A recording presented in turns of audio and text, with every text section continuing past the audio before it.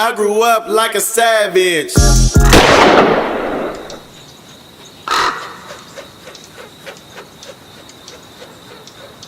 Trying to steal from and it takes. How does that go on the hybrid deal with the finances? You got to bring some money to the table as well, like for the, I don't know, promotion. Well, no, it would never go like How that. would that go? Nah, I mean, you know, it's about, you know, we gon' whatever you put into it, you get out. You know what I mean? So obviously, you know, we could come with our own bag. Empire got a bag. You know, at the end of the day, this is my album. So I could sit back and not put no finances into it. But what's it gonna do? I mean, this is my project at the end of the day. You want to put your own dollar into this shit, even if they is putting a dollar into it. Now, there's a lot of shit like bro was talking about that I couldn't have done or would have took longer to do. Right. Like these billboards we got running around. That's shout out Empire. Yeah. That's why they up there. Yeah. You know what I mean? That's exactly why they up there. And you know, like you said, you know, it's just you gotta be humble, man. Ghazi's a real humble ass person. He is. You know, I was actually. You know, I posted a little video clip of him because I was looking at this old school Trill TV DVD. It was a Biz Latin edition. And Gold Toes walks in the studio. And people that from the Bay, you gotta be familiar with Gold Toes. Right, you know what I right, mean? He paved the way for a lot of black and brown people. He did. You know, he had 17 Reasons back in the day. He did. I remember when I was like 15, I was in the studio with Rydah J, Klyde. You know what I mean? And he told me, he was like, nigga, when I was 15, that was the first thing I was on. He was like, oh, you fucked up. Toes put me on that first. Damn. You know what I mean? So I seen a clip of Toes in the studio, walking in the studio, and there's Ghazi. For people that don't know Ghazi before Empire, he was a big engineer in the Bay. Yeah, he was. You know what I mean? So he recording Ghazi. He was like, man, Ghazi, what you doing? Yeah. Ghazi turned around and looked at him and he said, I'm just trying to get like you. And that was the patience in him. Man. You know, he saw the next man doing his thing and the next man in his prime, and he was like, I just want to be like you. Now, And the vision. Now, fast forward to 2019, now Ghazi is a platform that all of these niggas can utilize. East Coast, West Coast, worldwide. And what I want us to get out of it as Bay Area people to understand what we have here, right? And to understand that this beef and shit that we got going on, I'm not telling nobody to solve their beef, but I'm telling them niggas rap beef ain't real. You know what I'm saying? If you really from the streets, that shit fake. You know what I'm saying? That shit fake. The people don't really know you. Whatever they say, that shit just to sting, just to hurt. It ain't real. So if you one of them brothers and you know who I'm talking about and you listening to this, and you got them self-esteem problems, and you got them image problems, right? Just take a step back from yourself and think about it for a second. And the reason why I'm saying this is because I want us to all be at the next Empire brunch, right? Because we sitting back looking at niggas say, I want to be at the Rock Nation brunch. I want to be at the Rock. But who's more important in our lives? Somebody that's in our backyard. You know what I'm saying? In our actual reach. Yeah, somebody that's attainable to us that we can go. You can go sit down with blood. Yeah. Y'all sit down and have a conversation about what ain't going. Yeah. You know, if you was to sign the Rock Nation, you may never see Jay. And I'm not saying that that's how they getting down. Only thing that I'm just saying is what we already have, we should take advantage of. And we can't do it beefing. No. You know what I'm saying? No. We can't do it. We can't continue to have shows. They already don't want the culture in the city no more. Yeah. So we gotta try to stay as positive as we can, man. And that goes back to our conversation. Empire is really involved with the youth. Yeah. You know, Ghazi himself, I mean, shit, I tell him all the time. Like, nigga, I be walking in the office, nigga be in the whole tracksuit with the new J's on. Yeah. But if you go to Epic Records or if you go to Rock Nation, niggas in suits. Somebody you feel like you can't even tell what's going on. You know, before I even got... feel like you can relate to them Yeah. at all. Before I even got into the venture deal with the joint venture with Ghazi and them, you know, I used to follow him on social media. We already knew each other. You know, he was at like this... He was at like the seminar that was all number CEOs of all the biggest record labels. And at the entrance, they had the name of each record label, and next to the record label, you know, it was CEO, and there was a thumbnail picture of each CEO, right? It was a face picture. Well, when it came to Empire, Ghazi didn't use his picture, he used his logo. And what that represented was the whole team. It ain't just me, nigga, it's the whole team. It's the whole team. And at that moment right there, I'm like, that's what we stand for back home. Right.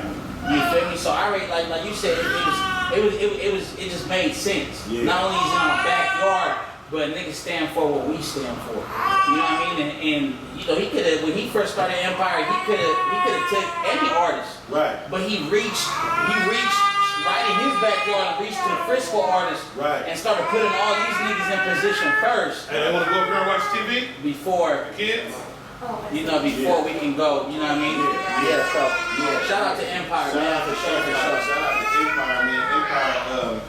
Empire is a good thing that happened to us in the Bay. Ghazi is a real representative, and he can understand what the artists here Empire go is a through. good thing that happened to the music business. Period. Yeah. It's really the new motto for the Bay. That nigga Nima and Ghazi bringing niggas back from the dead, and hell and shit. You Well, man, niggas didn't even know how to monetize. The old school niggas, they didn't even know how to monetize digitally. Like it's a bunch of music that you still can't find. And somebody owned that music, and people stream.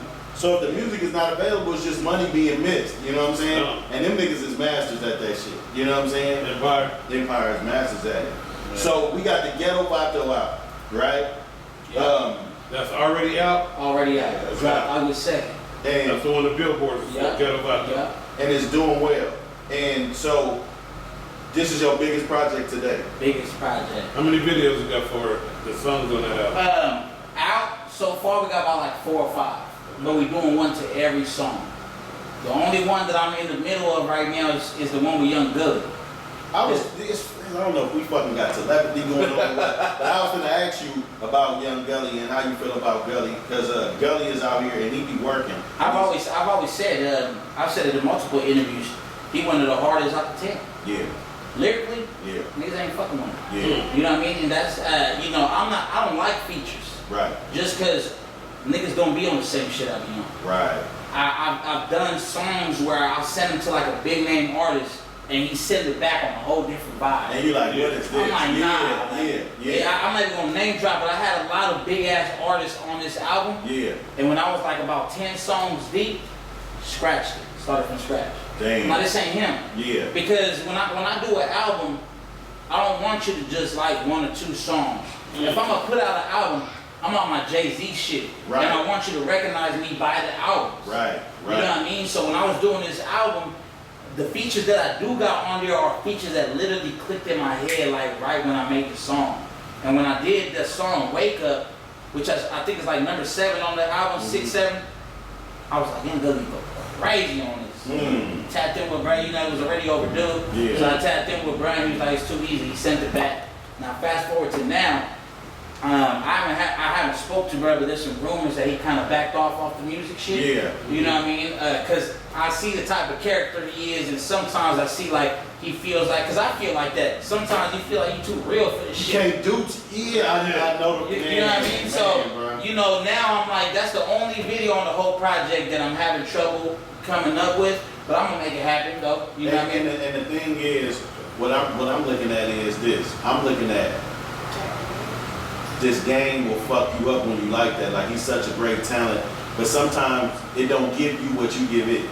You know what I'm saying? And I personally feel like Young Gully is slept on. You know, he was recognized. Don't get me wrong, but we need other platforms, and part of the reason why we started No Vultures is because we need to show people, we need to display and showcase folks. You know what I'm saying? Outside of what they already been doing. So, if you got Young Gully, you got yourself. Can you give me like maybe like 2 more artists that you really respect? Not people that been on like say a 40 or nobody, but like somebody that's on the same level, like you know that still got hella upside in the game. And are we talking about locally? Locally, like in the town? Yeah, locally. Man, you know, that's a hard one. Well, not even locally. No, I don't want to limit you to that. Oh, because you're not just that type of artist. Just anybody. It can be anybody. People you work with, people you want to work with. Like, do you see anybody that got upside? Explain what you mean when you say upside. When I say upside, it's like how I look at you is you hella raw, right? But you got hella more to go. Like I don't believe you like near the top. Like this could be your biggest project, but I see this shit times 10. You see what I'm saying? Yeah, okay. So I see your upside is like the same way we look at athletes. Like if I'm gonna do a trade, okay, I'm gonna trade KD, I'm gonna get this nigga, but how much upside he got? Like, is he going downhill, or is it about over for this nigga? Yeah. Or, cause there's a lot of rappers out here, I ain't gonna name no names either. Niggas been rapping forever, it's about over. Yeah. Like, niggas, you keep making the same album. You ain't lying. You keep making the same album, my nigga. Like, Ain't no more broke. All the broke is gone. it's You know, gone. them questions be like hard to me because I don't really, I mean, it goes back to, you saw how I pull up, I really don't associate myself with people like that or artists. But there was a specific artist, it just happened like a week ago, right?